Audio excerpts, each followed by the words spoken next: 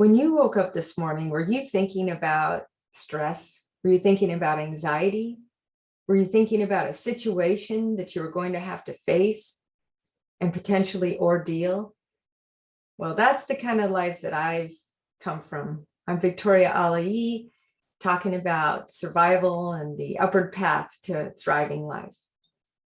Today, I want to talk to you about a topic that's near and dear to my heart, which happens to be anxiety and panic, and not just usual anxiety and panic, but habitual chronic anxiety and panic.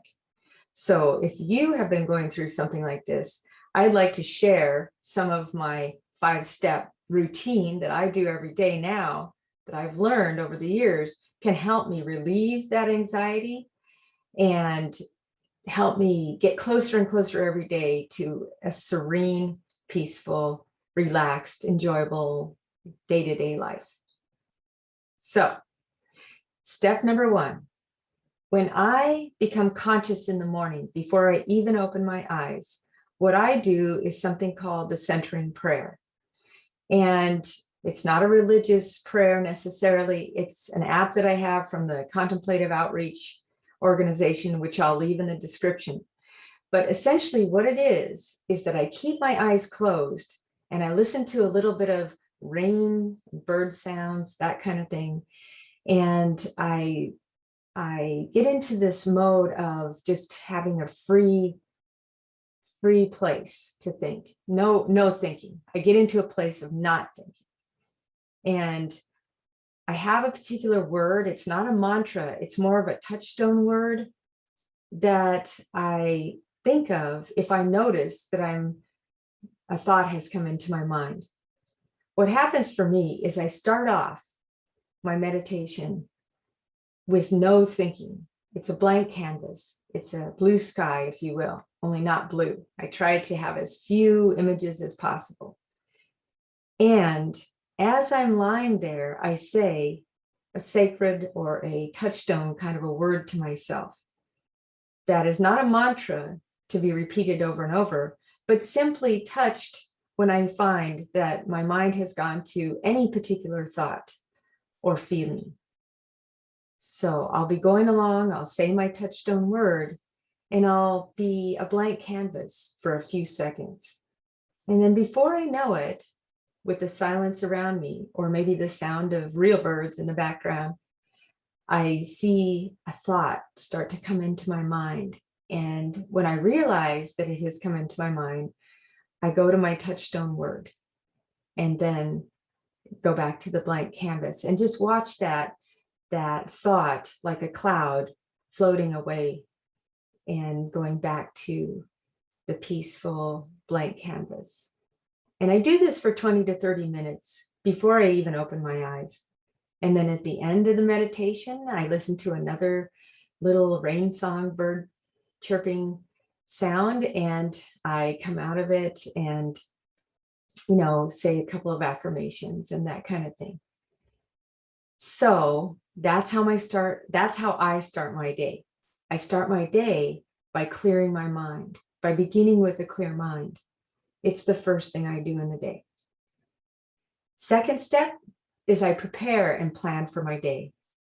And I prepare and plan in 2 ways. The first way I prepare is by getting up and taking some actions. I get up, I get clean, I get dressed, I make my bed, I eat, that kind of thing. I check my calendar.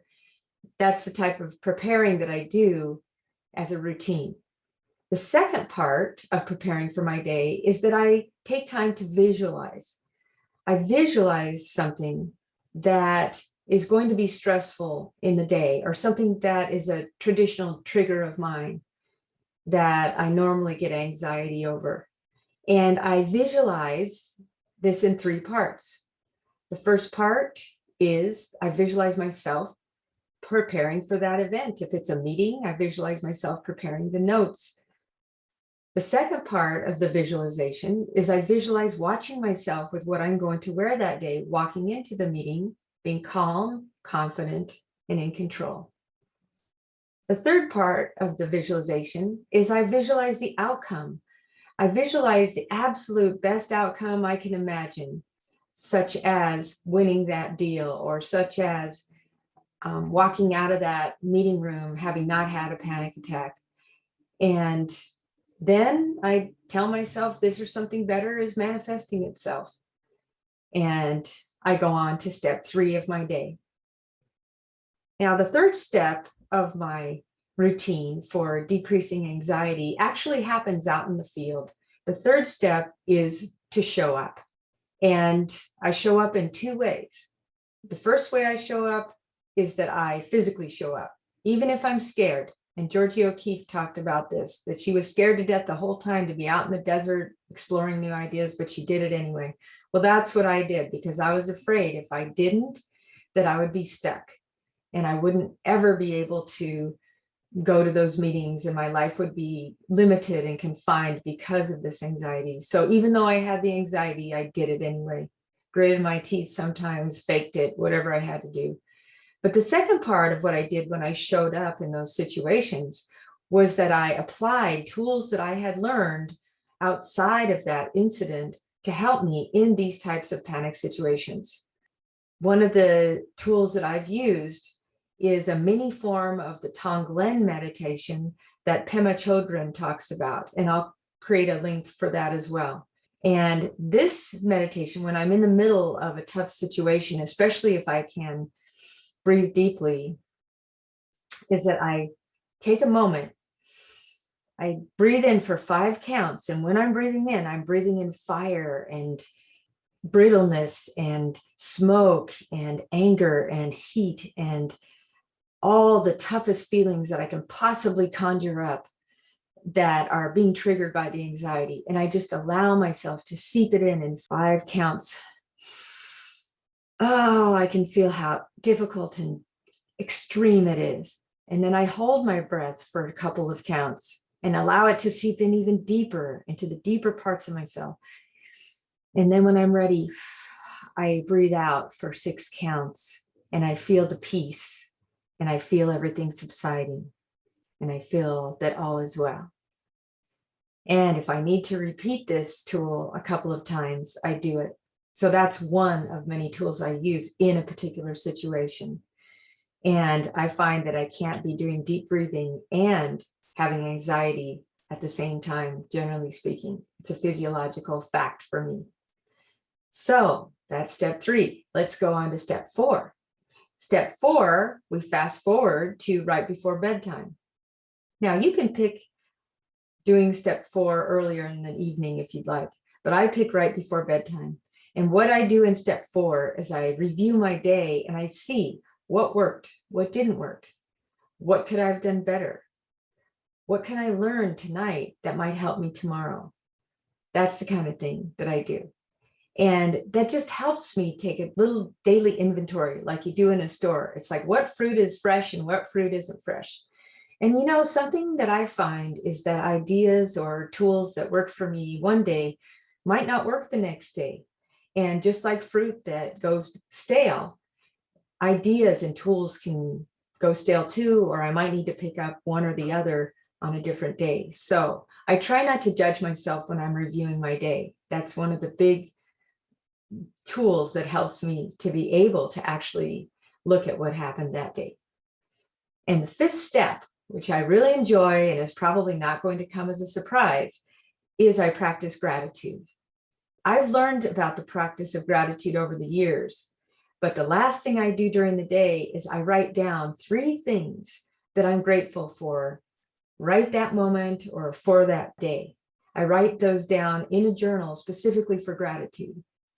And once I've written each of those down, I ask myself, okay, what am I most grateful for and how did it make me feel?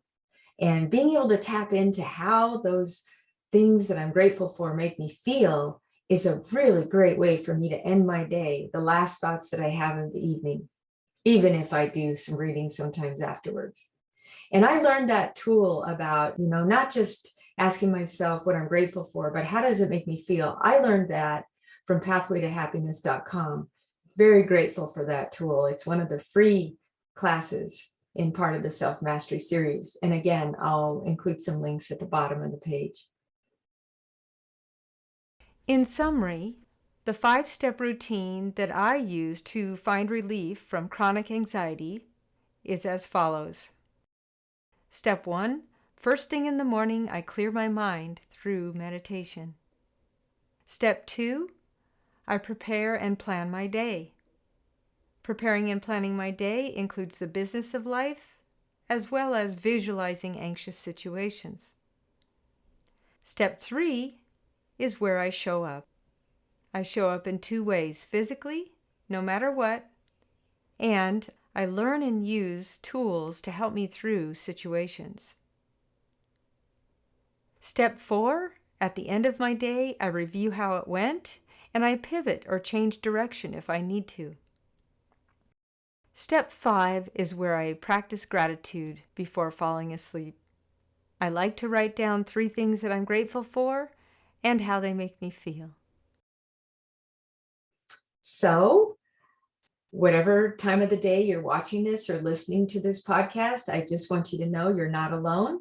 And I look forward to talking more about the gifts that we find from some of the toughest things in life. And today we talked about anxiety, chronic habitual anxiety, and being prepared to let it be a thing of the past. Have a great day.